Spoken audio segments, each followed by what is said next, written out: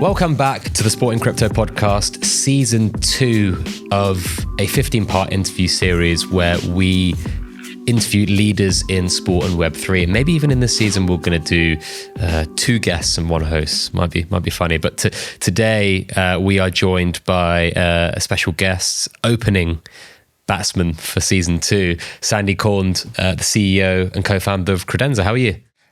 Great. Very nice to be here. Long-time fan, first-time guest. Very excited. It's always great when I catch people coming to London and I'm like, let's get you behind a mic. That's right. Come to London, do a podcast. That's a good advertisement for London, right? Well, you know, there's that thing, right, where people say, ask a smart person for an hour of their time. They usually say no.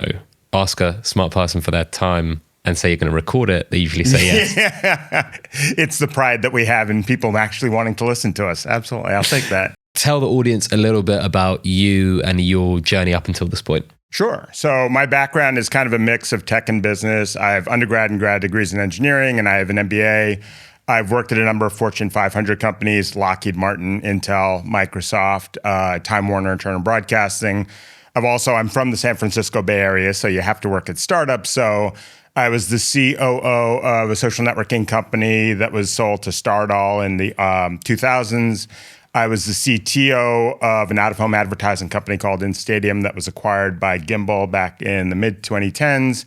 And most recent and most relevant, I'd started a blockchain ticketing company called Upgraded, which was acquired by Ticketmaster back in 2018. I spent a few years at Ticketmaster. I ended up leaving Ticketmaster in 2020 in the heart of the pandemic because sadly no one was going to events during a global pandemic. So it was a good time to leave. I'd become the blockchain guy, Mr. Blockchain. My fantasy football team was called the Blockchainers. I think enough was enough. I had to get away from blockchain for about 6 months. I was just dabbling in big data, TensorFlow, Scikit. And then 2021 happened, right? Crypto spring.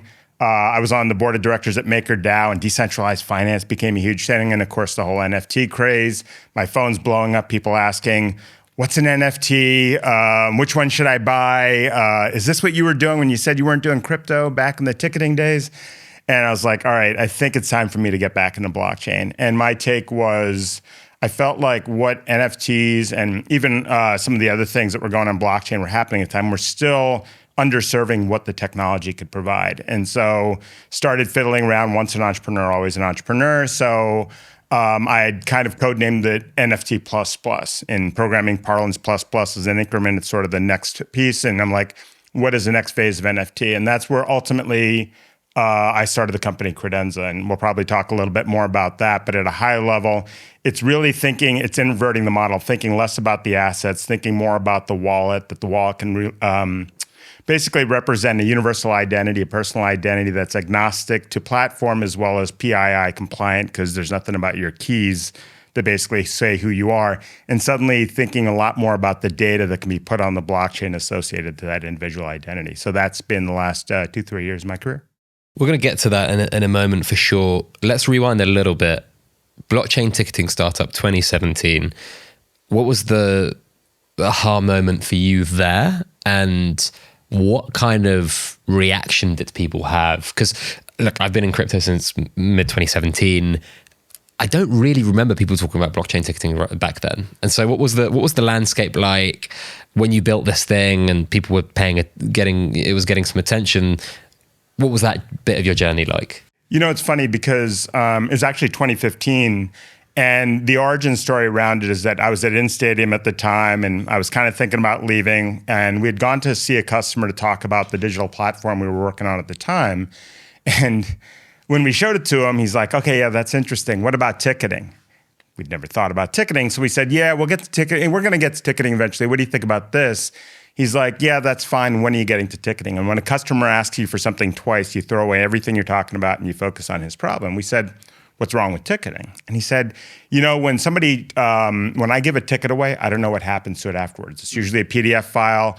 I don't know if it's given away. I don't know if it's resold. I don't know if someone makes 10 copies and sells it on Craigslist or on a marketplace where the first person gets in, the next 9 people don't get in. And I remember thinking to myself, it was that sort of moment where I said, wow, a digital asset where one person gives it to another person and the originator doesn't have it and there's a record of that transfer.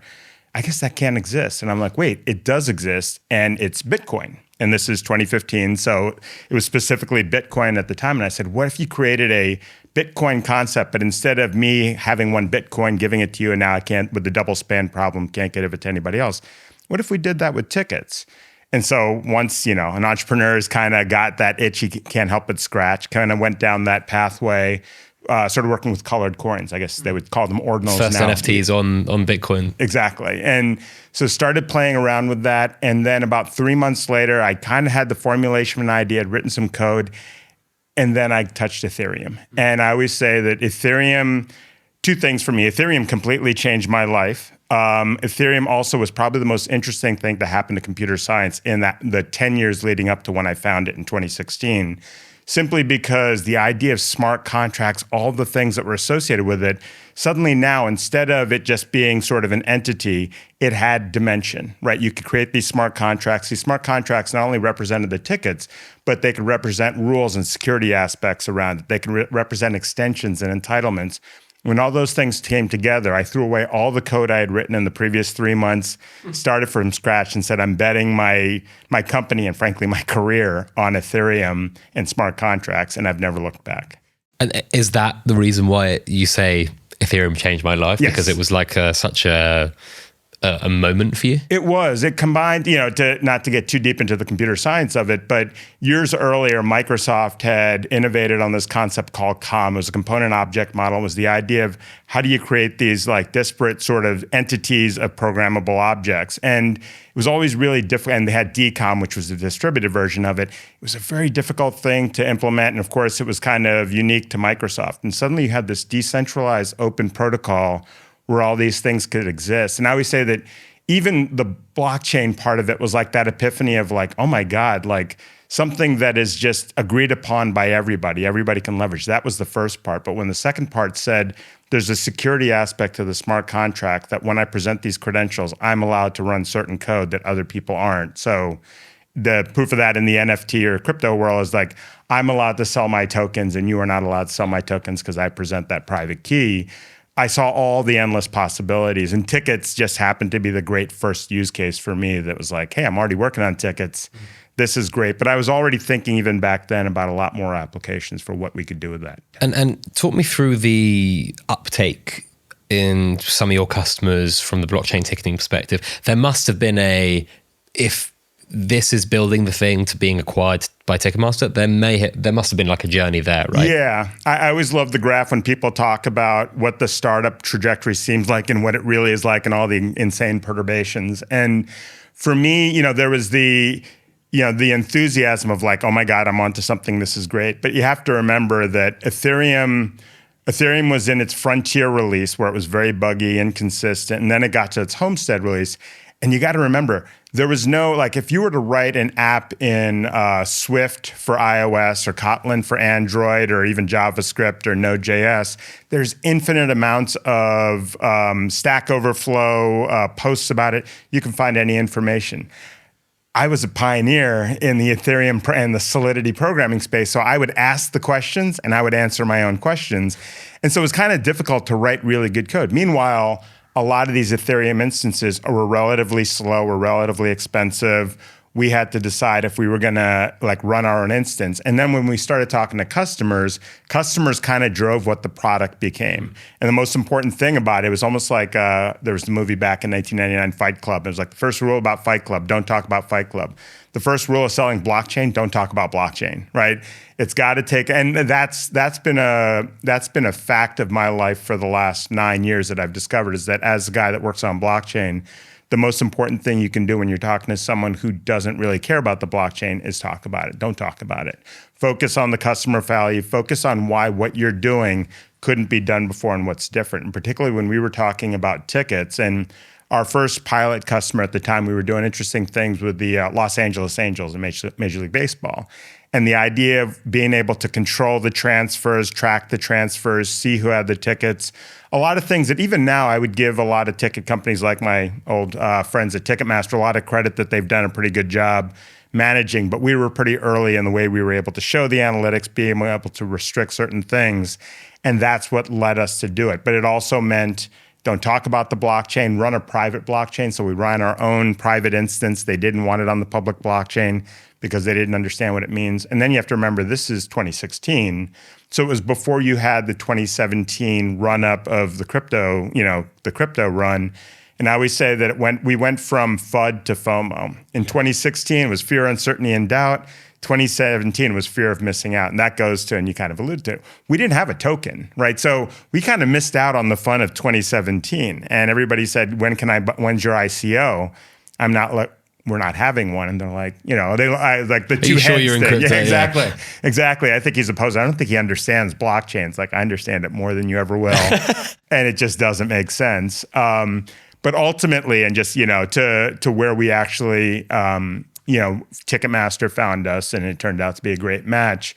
We had continued to do a lot of pilots. We had a lot of interesting experiments, but Can I just double click on the acquisition part? Because I would love, and I'm sure there's a lot you can't say, but I would love to know what some of those conversations were like. You've got this absolutely gargantuan institution in 2017 being like, we're going to buy this blockchain ticketing company. And I think you're not the only one they've bought in the past, right? Or are you the only? They made investments in another company called Yellowheart. Yeah.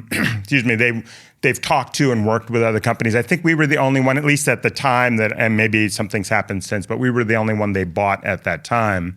I think one of the things I say, there's a lot of things said about Ticketmaster. I have an extremely high opinion of Ticketmaster, particularly after having spent 2 years there. And I think, I always like to joke that like Ticketmaster is the worst ticketing company out there, except for every other ticketing company, right? It's Winston Churchill and democracy.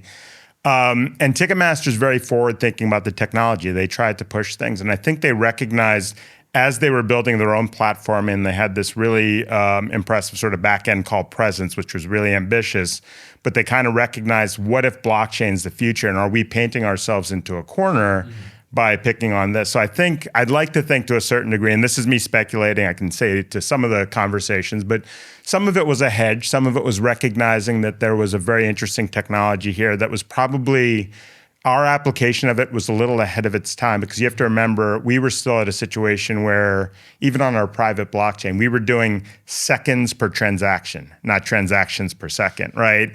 And so I always said that my biggest dream and my biggest nightmare was 45,000 people in Green Bay, Wisconsin, wearing cheese on their head, ready to go into a football game, an American football game, all doing it within a 10-minute span, right? The blockchain couldn't process that sort of throughput. But much like Moore's Law, and I've always said this, like blockchain was going to, and has had its Moore's Law, where every 12 months, computing power doubles, or 18 months, or whatever the term was. The same thing was going to happen here. And how do you go to where the puck is going? How do you anticipate what that is?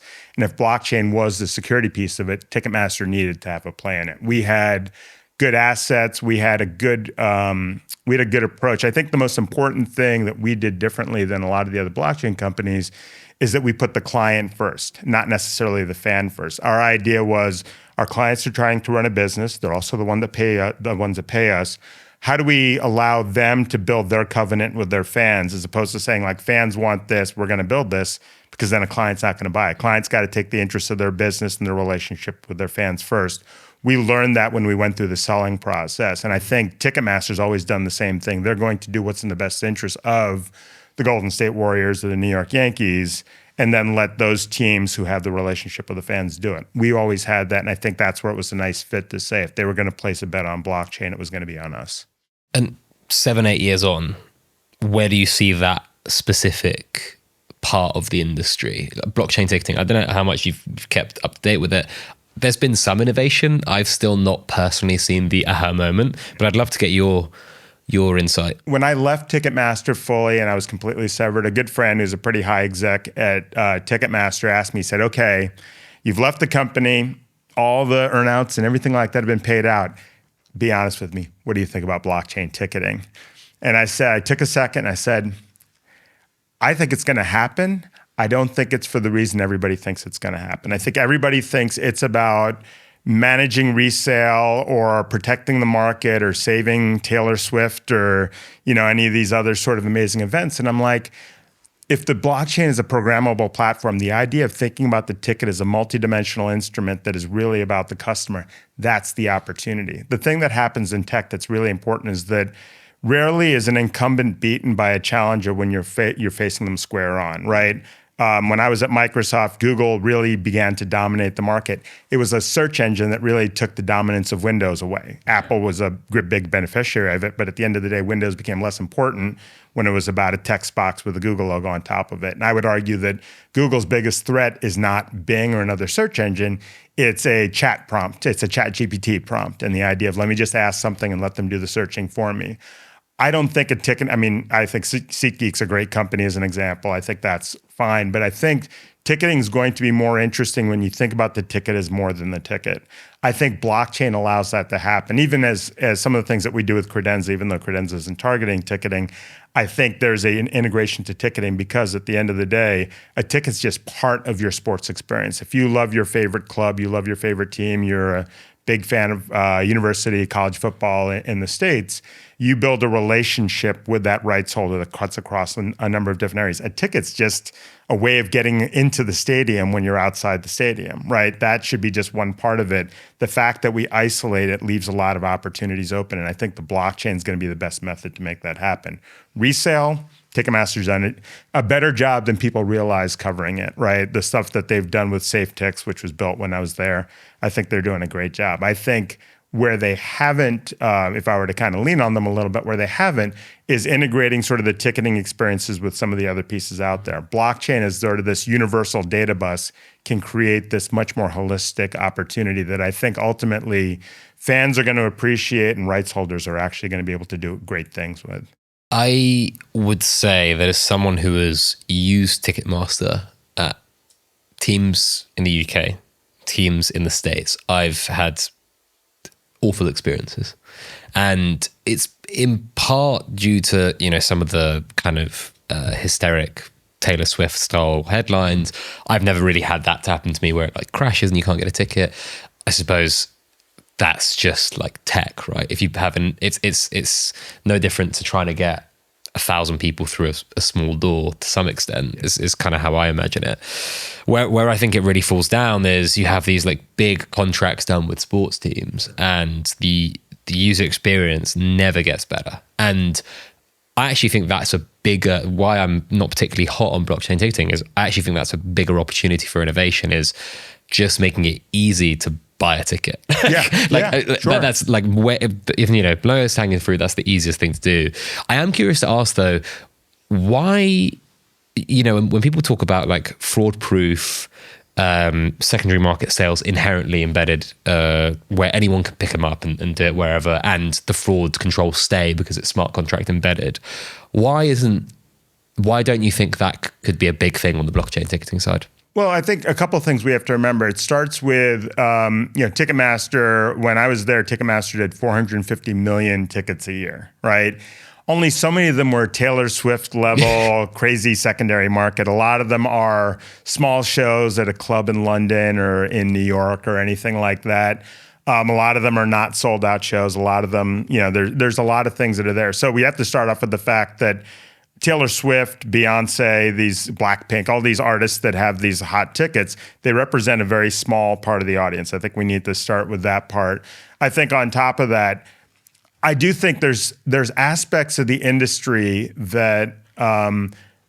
It isn't necessarily in the best interest of the industry to do some of the things that I think fans want. Ultimately, at the end of the day, I know there's some things going on right now with like Oasis and dynamic pricing, right? Because it was a travesty here and it became a problem, and now in the States, they're just like, we're not even going to try it. The intent of dynamic pricing, to give that its credit for a second, we're going off blockchain a little bit. That's okay because I'm going to be like Donald Trump with my weave, God forbid. But the idea that you can put controls on the resale market, it's tricky. Ultimately, at the end of the day, if someone wants to pay $2,000 to see Oasis or to see Taylor Swift, they're going to do it. And ultimately, doesn't justice say that it should be Oasis that gets the money? It should be Taylor Swift that gets the money. That was the intent with dynamic pricing. But automatically, and there's also platinum pricing, which is another thing. It's like, why shouldn't Bruce Springsteen get the money?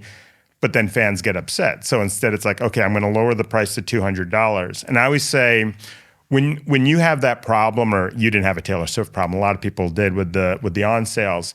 Two things to keep in mind. One, my favorite quote was someone once said, in fact, I heard this first at when I was working with HBO and they had Game of Thrones, and then again with Ticketmaster. But it's a self-inflicted denial of service, right? Denial of service is when you have just a bunch of computers hitting a server at one time to overwhelm the server.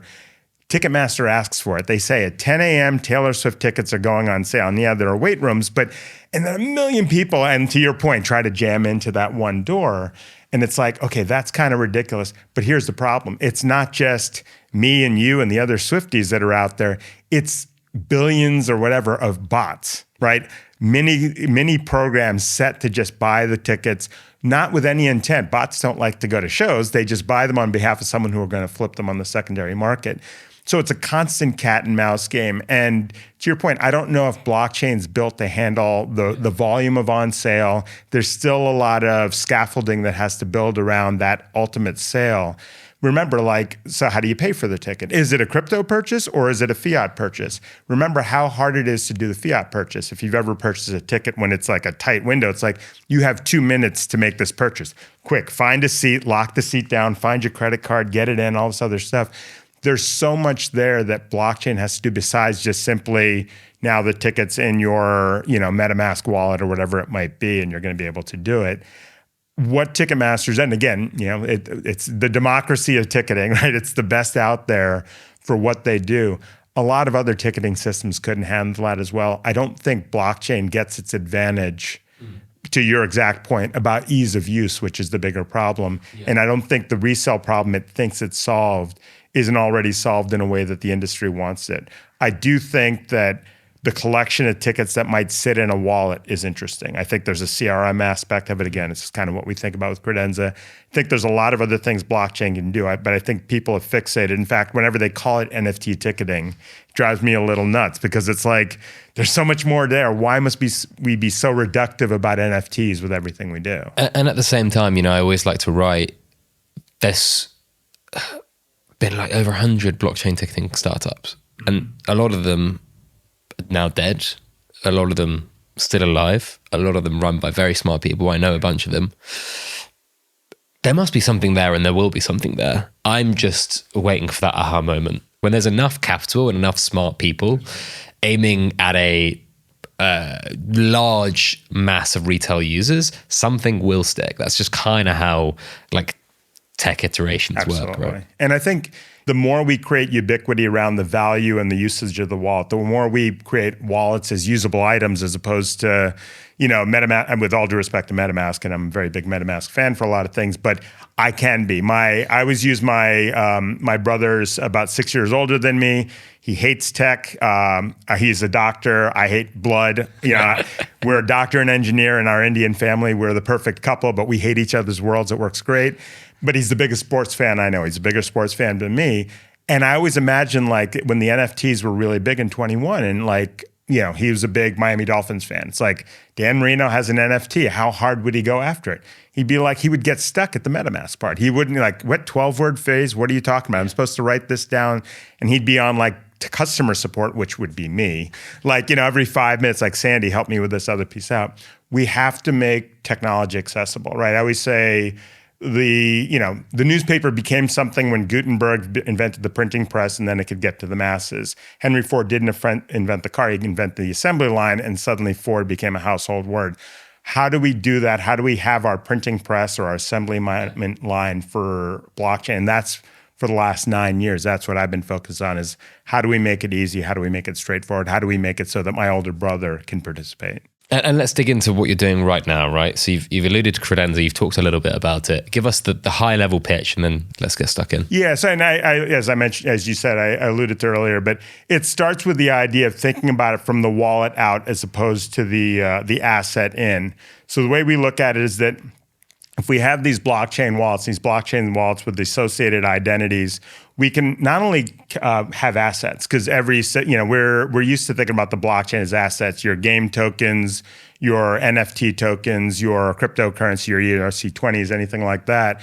We think about it also as attributes and actions. And attributes are things that define who you are, not necessarily things that you could sell or give away. You are an American Express card holder. You are a member of the American Automobile Association. You are a graduate of Stanford University. Things like that, that when associated with your wallet, and because these things are reverse lookupable, if we know what your public key is, we can see some of these interesting things. That adds context to any interaction you have where you present your credentials, the credentials being your wallet. So you have your assets, you have your attributes, and in order to achieve the alliteration, we have to go to actions. Assets, attributes, and actions. And actions are collections of things you do that, once again, when you present them as part of your credential, can change the nature of the conversation. The most common sort of traditional instance of this is a loyalty program or a rewards program. You come to a Subway sandwich shop and you buy 10 subs, you get the 11th for free, right? Buy 10, get one free. But if you think about it in more nuanced ways, and if you think about it as it relates even to sports, as all those different actions that you participate with a rights holder, with the New York Yankees, with the Baltimore Orioles, and when you start accumulating these sorts of things, when you have those assets, attributes, and actions, that becomes a really rich picture of your relationship with the team, with the club, whatever it is.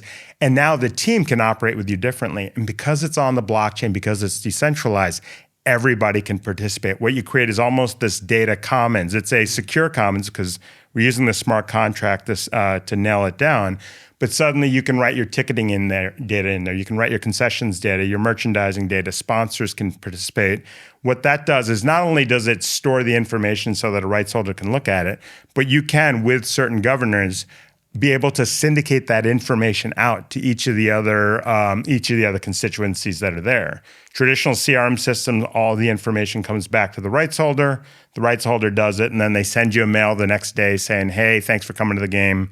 Let's do something. What you want to is empower all those vendors, all those sponsors, all those partners that work with you as a rights holder to be able to do interesting things with that data. And because it's tied to a blockchain identity and not to PET or to Sandy and sort of the PII that we're concerned about, suddenly the data can free a little bit more easily. It's opt-in, but because basically you have to log in with your wallet each time you do it. But afterwards, it's like, yeah, I want you to know what my relationship is with the New York Yankees, with Arsenal, whoever it might be, and then let that flow across the internet. Ultimately, at the end of the day, the internet has built up a lot of fiefdoms of all these different websites.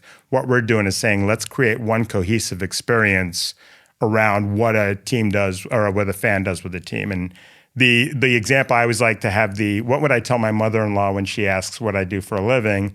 And I say I try to create an Amazon Prime experience for sports fans. And so Amazon Prime, at least it is in my house, is when I watch a movie on Amazon Video, I'll watch Air, which was Matt Damon and Ben Affleck about the rise of Air Jordan. And I go to Amazon.com. There's a autobiography of Phil Knight, Shoe Dog, by the way, greatest book of all time. Great book. Shoe Dog, yes. Shoe Dog is sitting right there saying, hey, you saw Ben Affleck as Phil Knight, now read about the real Phil Knight. Or I'll walk over to the local Whole Foods that's down the street from me. I'll buy an almond milk. I'll come home and on my Echo Show, it'll say, hey, Amazon Fresh can deliver non-dairy milk to you every month, right? It's taking the data and it's permeating it across all these different touch points. My Echo Show, my computer, my TV, Amazon Video, Amazon.com, Whole Foods. But less creepy, right? It is and it isn't, because I actually think as long as it adds value, and as long as I know that, because obviously I bought it at Whole Foods, why wouldn't Amazon know that? Or I watched it on Amazon Video, why wouldn't my Amazon.com replace that? And it's less about Sandy Khaund. Honestly, Amazon or none of these companies really care about Sandy Khaund. I wish they did. It'd be nice. They don't. They just want to know. We just want to know your behavior, and we want a consistent way of identifying in each of these touch points. In the case of Amazon, it's because of my Amazon login, and so there is some personally identifiable information, so they can't syndicate that out. But with the blockchain, when you're known by your blockchain identity, it's a lot more interesting. And it's like, hey, you know what? I want my ticketing company to know that I've been watching a number of games. I always give the example of when I went to see my favorite baseball team after 5 years. And in the 5 years from 2017 to 2022, the team went from being really bad, it's Baltimore Orioles, it went from being really bad to really good. There was a global pandemic, and I sold a company.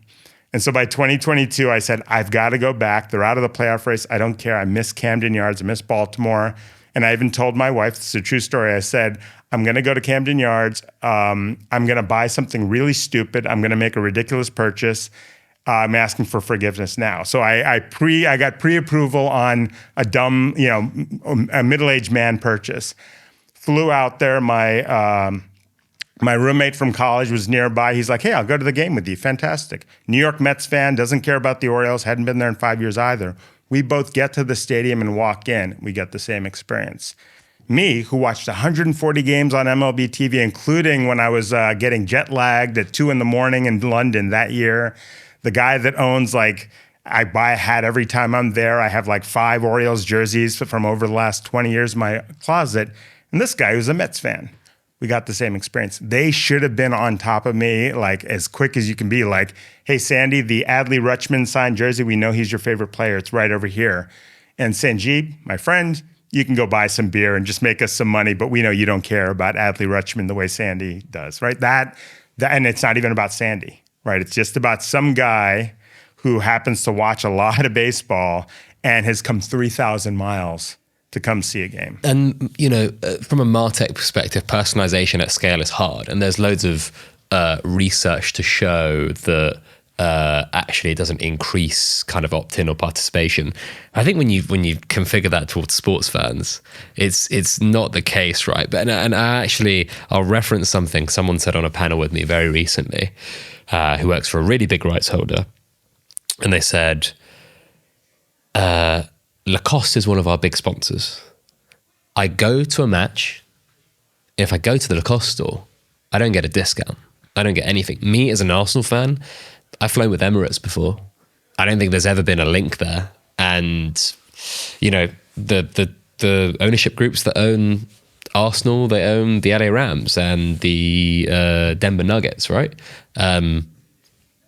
They've never tried to convince me to be a fan of those teams or try to convince me to go there and watch again, some of this stuff is a little bit far-fetched and probably doesn't add up from an ROI perspective in terms of pushing the buttons, but there are some bits of low-hanging fruit that are so obvious that are going to make each party more money, that is going to make the fan experience better, that it's just a bit crazy it doesn't happen.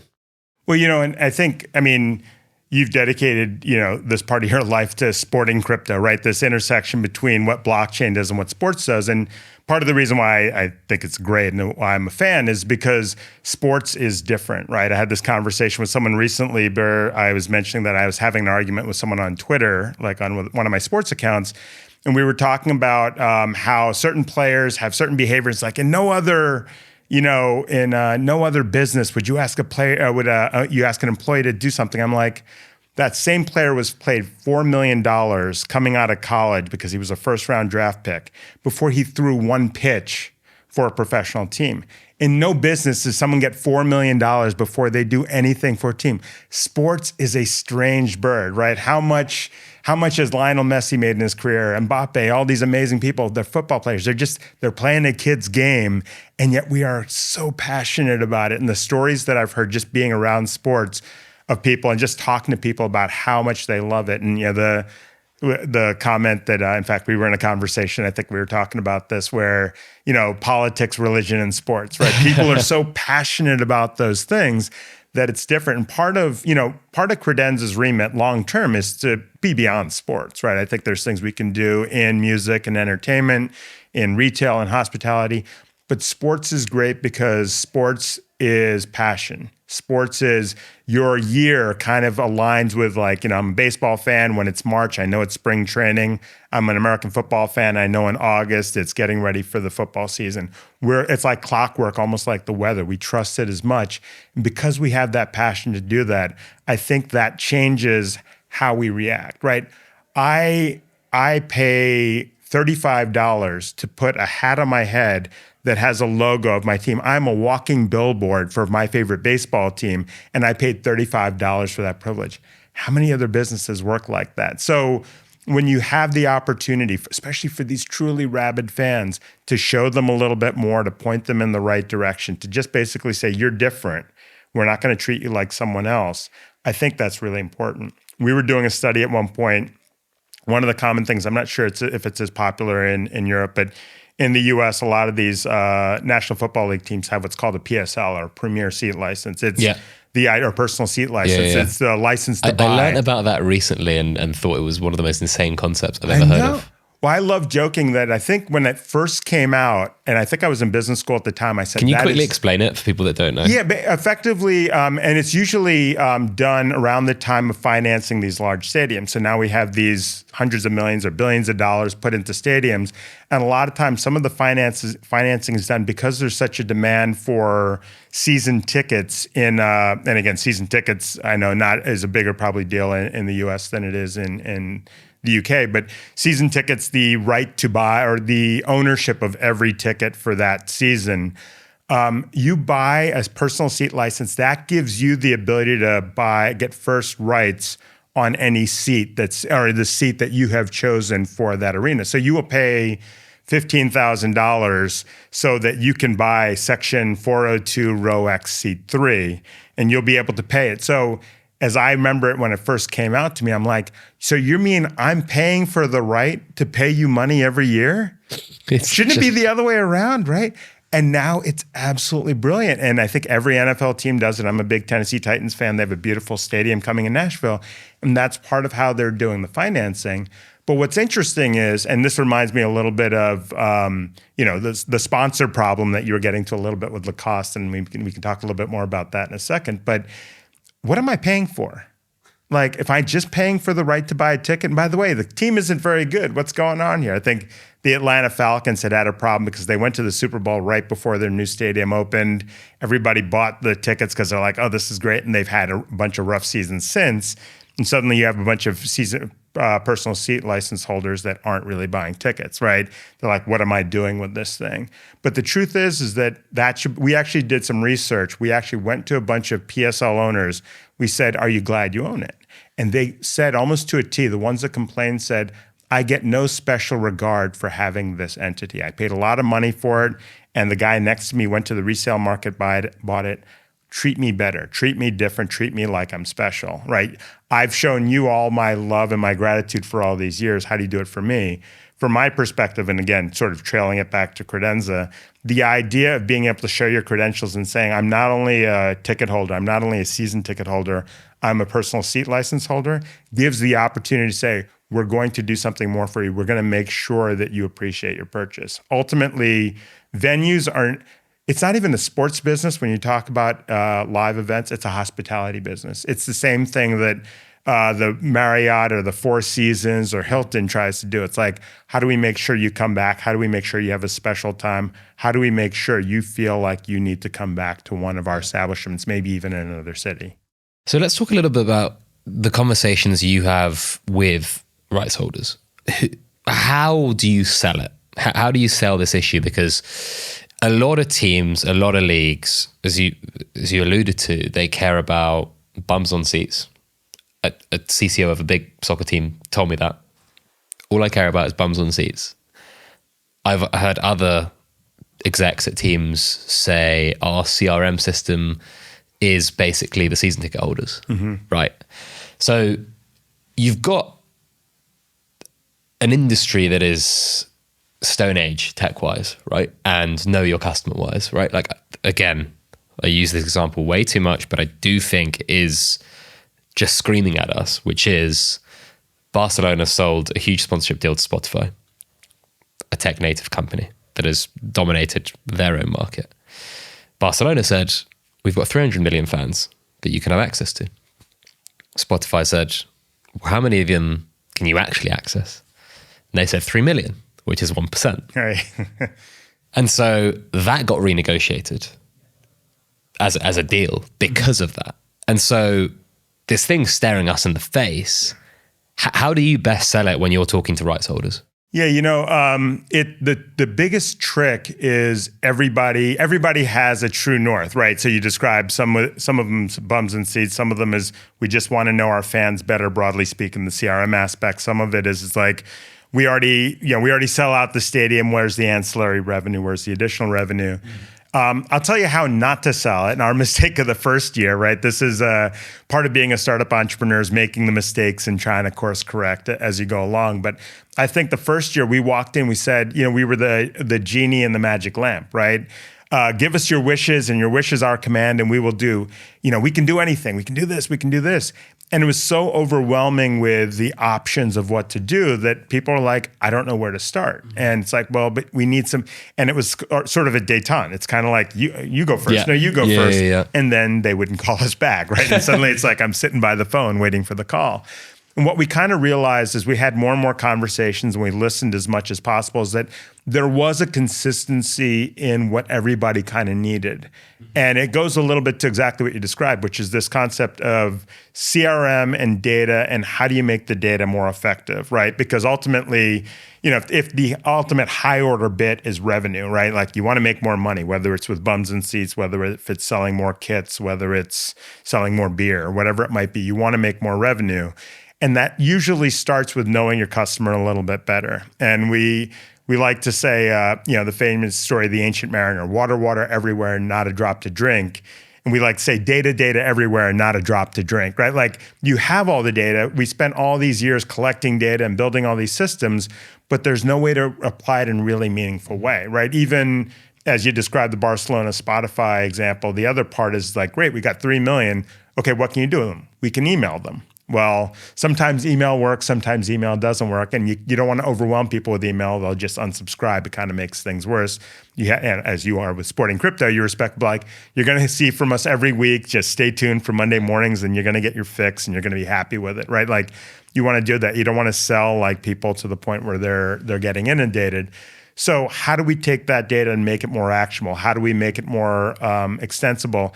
And what's nice for us, and where I think this is where blockchain gets really valuable, is that when you've collected all that data, when you've made that data actionable, what you've also done is made it so that you can syndicate that out to other people in meaningful ways. If in the example of Barcelona and Spotify, how does Spotify get that information in meaningful ways? How is it that while I'm listening to Spotify, they'll suddenly pop up a playlist for me that's one of the top players of Barcelona's favorite playlists, like only for people who are, Barcelona fans will actually get this. On a blockchain world where you basically have a common wallet between your Barcelona account and your Spotify account, you have the ability to make that connection. The data that's collected is really valuable because it can make sort of that connection even richer. It's not just I'm a Barca fan, but I'm a season ticket holder and I've been to a certain number of games this year.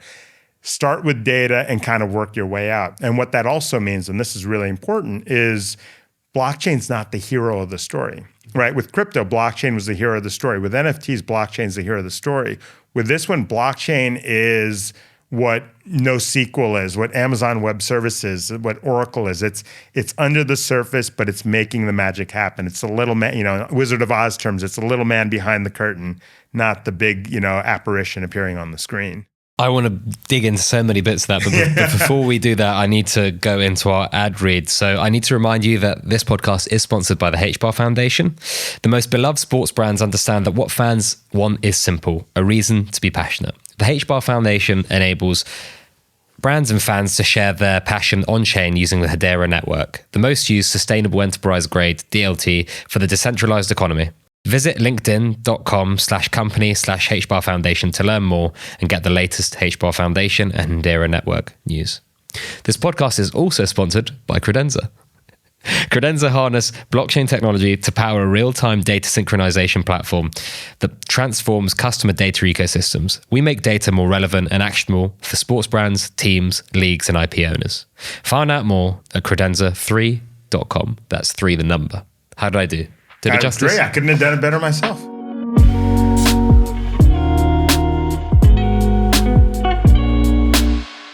I want to dig into a little bit more on why blockchain. Like when a CTO, when a CMO at a sports team says, Sandy, this sounds great, and it sounds like it could solve all our issues. Single sign-in, blockchain plumbing plugs into all of our disparate silos, makes our fan journey a lot better. Like, why are we using a blockchain? Mm-hmm. Yeah, and in fact, that's That's stumbled some of our employees over the years when we get asked that question. I've seen people like a deer in headlights answering it. And even with me, I have the exact opposite problem. I get into certain concepts and computer science terms that basically, and then they become the deer in the headlights. So it's always somebody just kind of like frozen. The way we've tried to distill it to make it a little easier to consume, and I think it's both, it's a little technical, but yet it's accessible, is this idea of three primary things. And your good friend of mine, John Kozner, wrote a really good article that highlighted us. I appreciated it. And he covered it there as well. But we always talk about three primary things. One of them is that public key infrastructure, this idea of a public key and a private key that is agnostic, that isn't like a Google login or a Facebook login or anything like that, but also is PII accessible. My hex 123 ABC has nothing to do with the fact that I'm Sandy Khaund and Bet Bashir. It's just like I somehow was randomly assigned this number, and now this number can operate in all these different contexts. So that comes free, and the concept of, without going into elliptical curves and things like that, it's not a very easily hacked sort of concept. So start with this idea of the agnostic PII compliant identity. Data compliant. Yeah. Identity compliant, verifiable identity credentials on the chain. And then building on top of that as the second piece is the idea of how smart contracts have the ability to determine who's allowed to access, permute, or retrieve any of the information that is on that data about that user. Whether it's the user that's authorizing certain people to access or other people that are querying and saying, hey, tell me a little bit more about, and again, don't tell me about pet, tell me about user hex 123 ABC. And it's like, and the first thing a smart contract asks is, who's asking? Who wants to know? Oh, it's a first-rate partner, or it's the federation, it's the EPL, or it's the NHL or whatever. Here's all the data because this is family. Oh, it's a top sponsor. Here's a score instead of all the data because we want to manage it. Or it's just some guest, sorry, you're rejected from that. So that idea of allowing the smart contract to do very intelligent sort of access definition. Exactly. So that's the second piece. The third piece is, and again, this is something that you see a lot with NFTs and with ERC20 tokens, but when it happens in data, it has some really interesting applications, which is this idea of there is an event system that happens on the blockchain. Anytime someone buys or sells an NFT, you can listen for that because there's an open API against that. You can be like, every time someone sells a Top Shot or something like that, we can track it and we can do something with that. But when you do it with almost a semi-closed, semi-open ecosystem, suddenly now what happens is that when you have that ecosystem as a rights holder of your ticketer, of your merchandiser, your concessionaire, your sponsors, your content providers, when they can all listen, suddenly now you create this almost a neural network, this ecosystem of all these interconnected pieces where it's like, hey, we just found out that a season ticket holder just bought a jersey. Let's do something as a quick follow-up. Maybe it's a thank you. Maybe it's a reminder, hey, wear your new jersey tonight at the game, and we'll give you some, free beer or whatever it might be. And this idea of being able to respond in real time, this real-time connectivity between all these different touch points, going back to that example of Amazon Prime and my oat milk offer that conveniently showed up right after, while I'm literally drinking my oat milk or almond milk or whatever it was. The idea of being able to do that in an entire ecosystem, that's a very difficult thing to do, to build from scratch. Yeah. That is how the blockchain system is constructed. Now, I can also talk about micropayments and the fact that crypto is a better way to do transactions than credit card, more flexible, especially when you want to do 50-cent purchase or dollar purchases, almost like App Store purchases. I can talk a lot about transactional DRM. But when I think about those first three things, those are systems that are transformational in the way a rights holder is going to have a relationship with the customer and the ability to deliver more interesting things across all the different partners there. That's the way to make data more actionable. It's a way to make it more effective. It's a way to make it more useful. That's a data strategy on top of whatever data strategy you already have, because now you're empowering the whole ecosystem to leverage basically what we know about that customer. So there's a lot to unpack there, but when you're speaking to rights holders, when is it difficult to get this point across? Like, what are some of the the key themes that you see popping up again and again when you're speaking to people that make it more difficult for you to either get the point across or convert them into a customer? And I think, again, there's a stratification of different types of customers based on their, I'll call it maybe tech savvy, maybe their knowledge and their understanding of sort of the things that are out there. There are some really tech aggressive teams, and there are ones that are a little bit more tech averse, almost like they get brought in kicking and screaming. I think when you go to the lower side, what you run into is it's almost a reputation problem. It's almost our past performance is not indication of future failure, right? But it's like, we tried the NFT thing and we got burned by it. I almost feel like people wanted the NFTs to fail just so they could leave blockchain alone. I always kind of say, there used to be an ad for Oldsmobile, not your father's Oldsmobile. It's like, this is not your father's blockchain. I like to consider a blockchain 3.0. I feel like 1.0 was the crypto boom in 2017. 2.0 was the NFT boom in 21.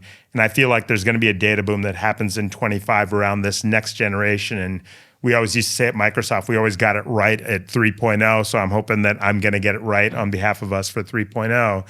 But as you go up, getting people out of that 1.0 and 2.0 mentality and saying, this is something different, this is something more consistent with what you're trying to do, that's the battle we have to fight. And I know the FTX debacle, the plummeting values of NFTs, a lot of things conspired so that even some of the investors kind of pulled back their money. I think that's thawing out. So I think that's getting a little bit easier. Which realistically shouldn't have anything to do with something built on the blockchain that doesn't have a token, that doesn't issue NFTs. It's like, it's plumbing. Exactly. And I think when people try to conflate sort of failed business, and again, you're a lot younger than me, but I'm sure you know the stories of the .coms in the late 90s. And there were a lot of dumb businesses in 1990. I was in business school in 1999 to 2001. There were a lot of dumb businesses out there.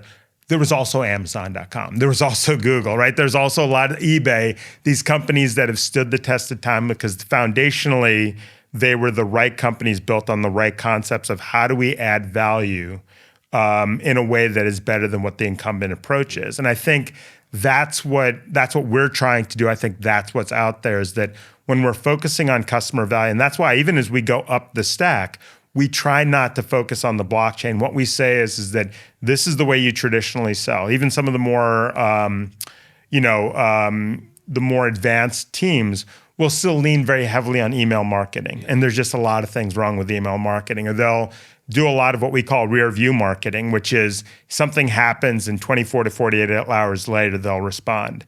So the idea of talking about how do you deliver the right offer to the right person at the right time, right? And not only because we think it's going to be more effective, but if you offer too many of the wrong things at the wrong time, it starts to get to be a nuisance. And you're kind of like, why am I subscribing to this? Why am I letting you contact me? For every mail that I want from you, there's 5 that I don't. I might as well unsubscribe and just trust that I'll go to the website. So for them, reminding them, and the ones that have the best MarTech strategies, they get it because this is what we want. But what we try to do is focus on, there's things that you already do. We think we can make them better. We think we can be additive to them. There's a bunch of things we can do on top of that, but what we've done is we've stopped talking about those things because that just kind of obfuscates the baseline value that we're providing. Are you able to share what you've done with clients so far? Yes. So probably the most compelling one is that we've been working with the St. Louis Blues from the National Hockey League. So we started last year, and we kind of all agreed that the best way to go was a crawl, walk, run strategy. What we didn't want to do is do anything that, if the medical oath is at first do no harm, the blockchain should also be at first do no harm to the customer, to the brand of the St. Louis Blues. We take it very seriously because they take it very seriously. And so what we've done is been pretty under the scenes. We've actually had them generate blockchain wallets. And the way we've done a blockchain wallet, it's worth understanding because we're not using Chrome plugins or browser plugins because we feel like, again, thinking back to my older brother, the doctor, he's just not going to get that. So what we tried to do we do it as OAuth 2 compliant sort of services, so we can hook into anybody's OAuth client As in the case of the Blues, they already had one with their providers at TuneSpeak who run their community, the Bluenatics community. We can also provide our own if you don't already have one. So what we did is we hooked into their OAuth. We generate a wallet. We give the customer an option to generate a wallet. And if they do, they get certain regard on top of that. But then whenever they're logged in and doing things, we start to build a data record around them that is on the blockchain. So answer a trivia question, take a poll, do anything that is on the site that is kind of interactive. And you start building this rich data history. What we've also done is with that same key, been able to look across some of the other sort of providers there. They have their e-commerce provider, which is a company called Rank and Rally. We're able to ingest, and they use Shopify as their primary system. We're able to ingest the Shopify information, append it to their record. Ticketmaster, my old friends at Ticketmaster, we're a Nexus partner.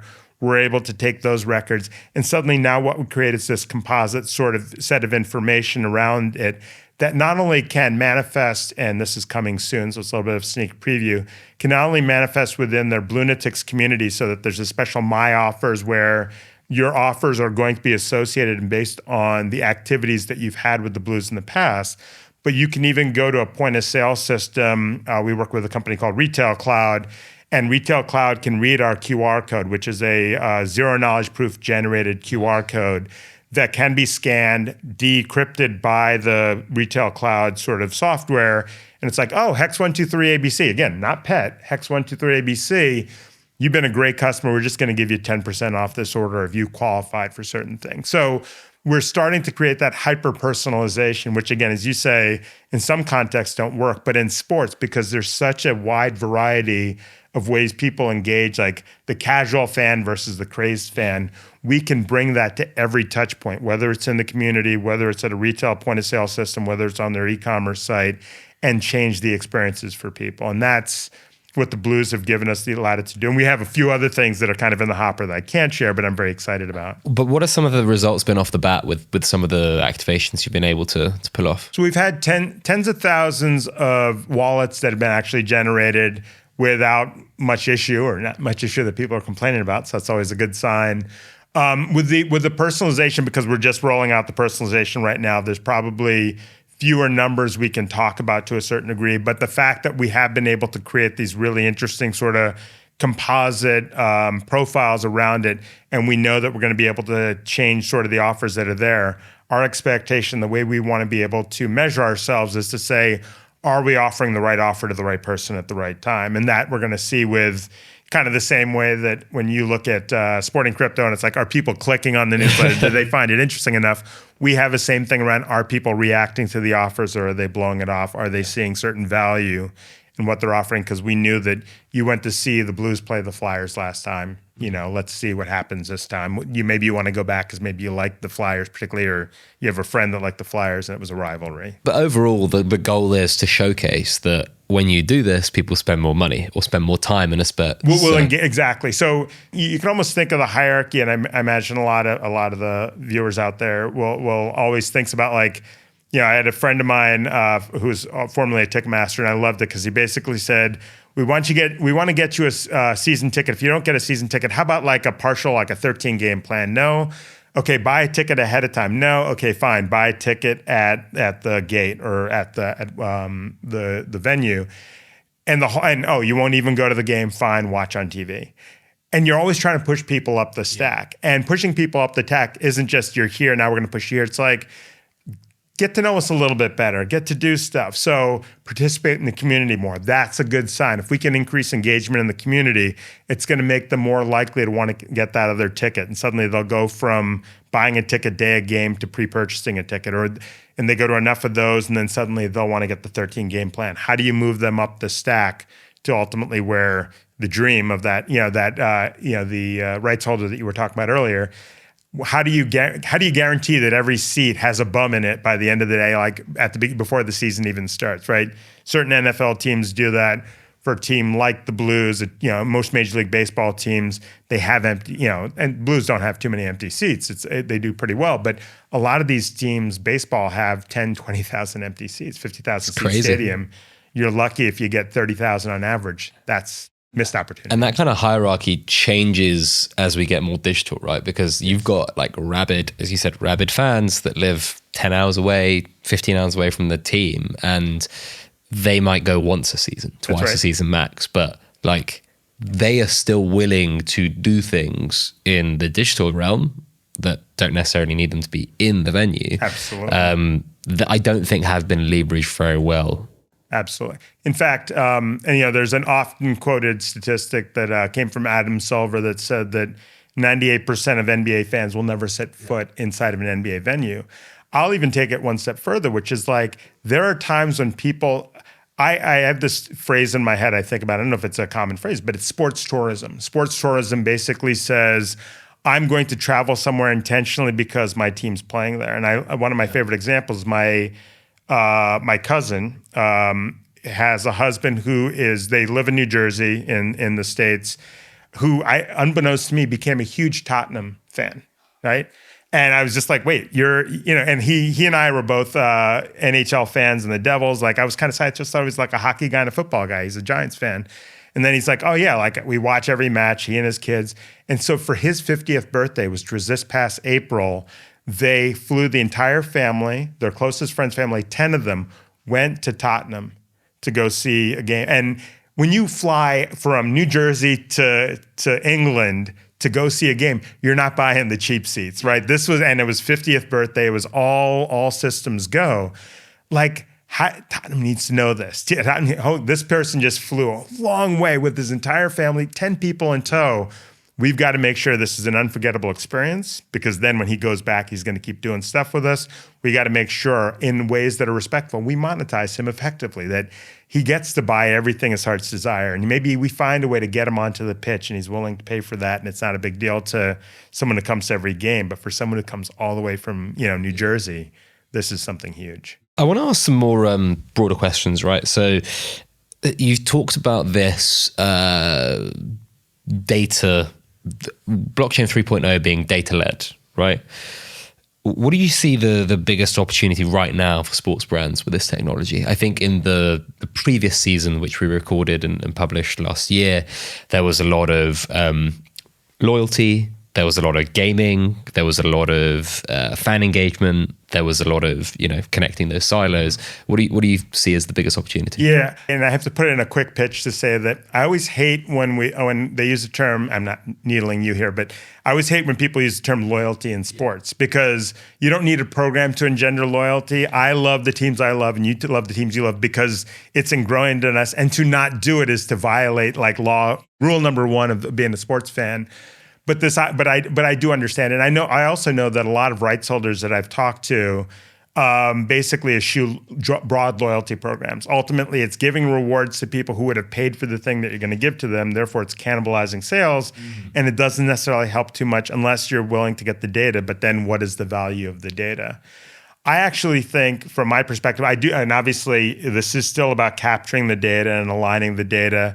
But I also like the idea of what the data can do in twofold.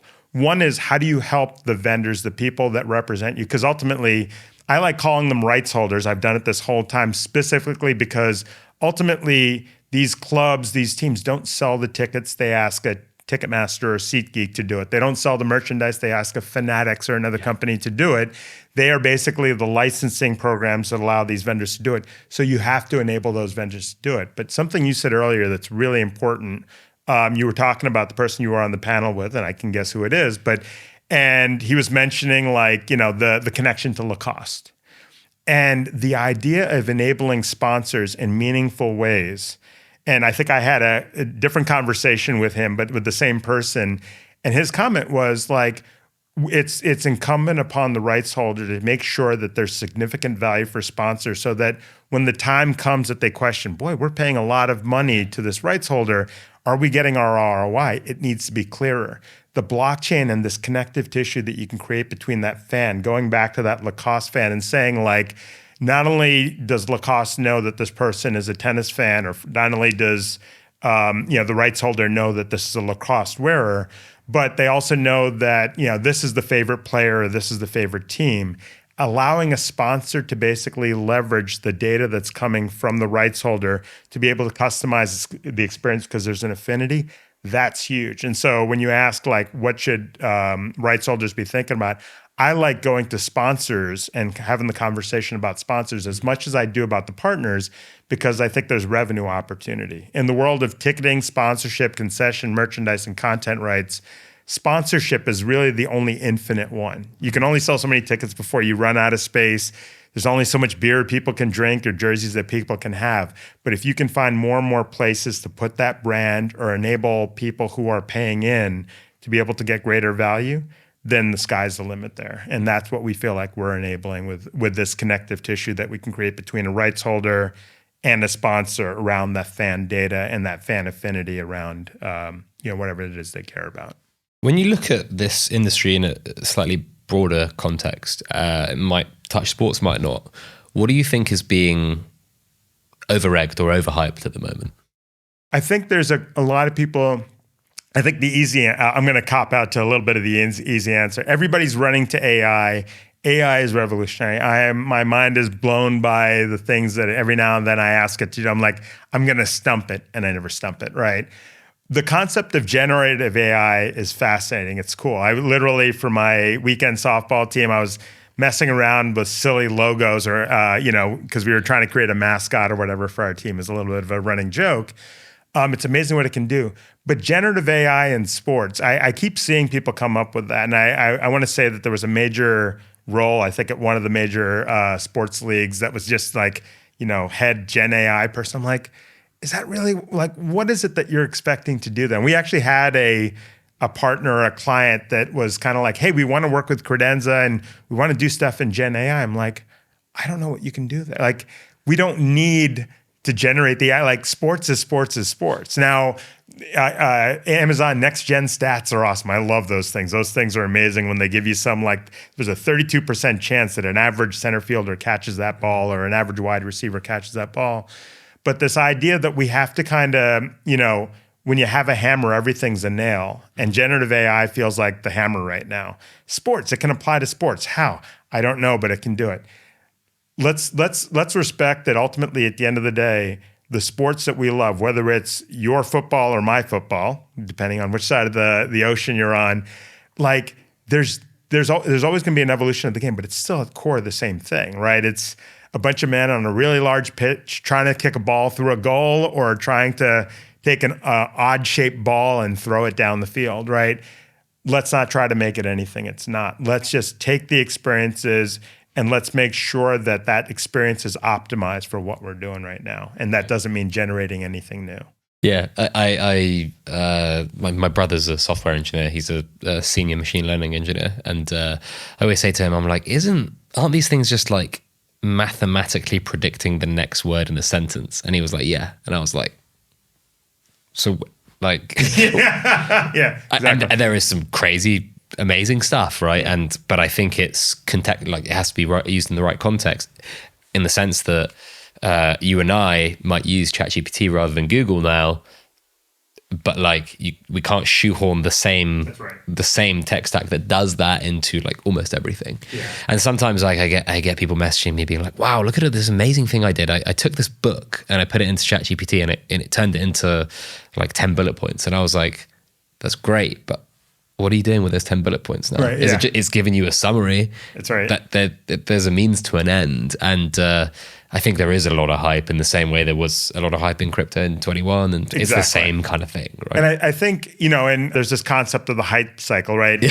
People get really excited, the trough addition disillusionment, and then kind of leveling off. And I think the thing about AI though, because it is like iterative, and like the more people use it, the more data it has, and like it compounds when it's learning.